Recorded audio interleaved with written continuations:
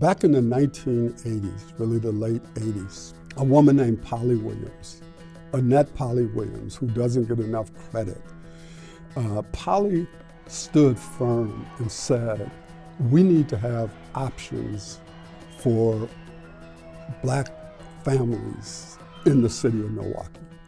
And she had the courage to fight for something that became known as the Milwaukee Parental Choice Program, that allowed low-income families to access private schools through the voucher.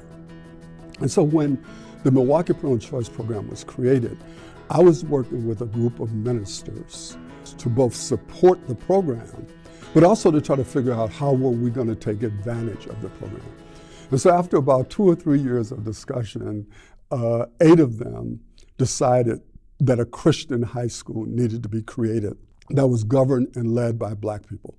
That led to the creation of Clergy for Educational Options Leadership Academy. When you think of Dr. Howard Fuller, his impact is boundless. Even in my first meetings and introduction to him, it was always about how do you drive equity in education. HFCA is a special place. I've been here since before there were kids here. When we opened the doors, before there were doors. I am proud to be a founding member of the school and to still be here today. That's pretty unheard of. I have remained here because I'm vested, my belief in the mission and in the kids and in the team and what we're doing. We have an intense devotion to our kids.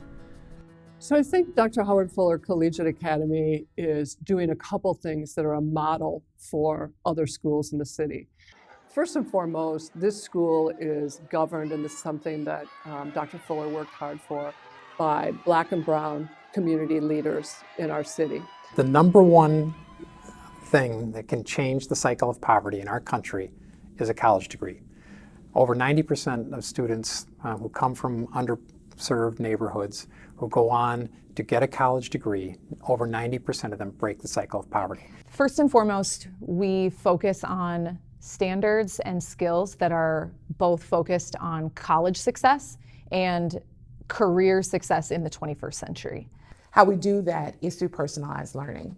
And personalized learning means we look at the person. We look at their strengths, their academic strengths, their academic growth areas, and we put together a plan to begin to fill that. Whether it's in a whole classroom or one-on-one, we get it done. And how we monitor that progress is through mentoring.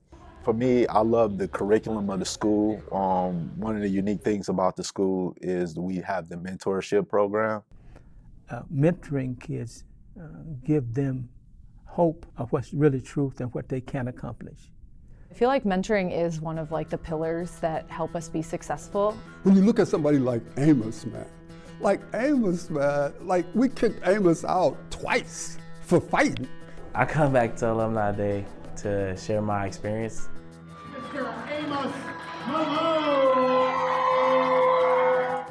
Personal and educational experience to future leaders that want to make something of themselves, and hopefully my story can inspire somebody and understand that dreams are achievable.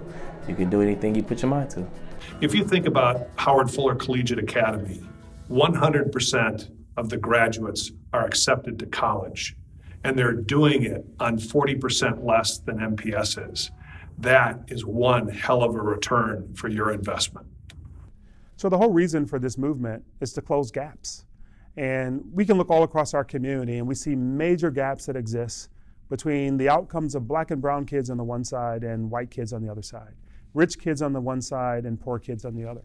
So what I love about Dr. Howard Fuller Collegiate Academy is that it's committed to closing those gaps, because we believe that every one of those Black kids in our school have the ability to have the same kind of outcomes, the same kind of academic performance as more socioeconomically advantaged kids, and certainly as white kids even in suburban districts. So this is our opportunity as a community to step up and to invest in something that's working and to scale it so that it produces more kids with better educational outcomes. I feel like a new building or facility would encourage students and give them a visual reference for their future as they think of themselves as bosses, as CEOs, as employees, wherever they want to be in life, they can see that directly around them, whether they're walking in the school or out through the window. They always have that reference right there. So I feel a new facility would encourage and support their hopes and dreams. So when I think of a new facility for our scholars at Howard Fuller Collegiate Academy, it first starts with giving them a sense of pride. It first starts there.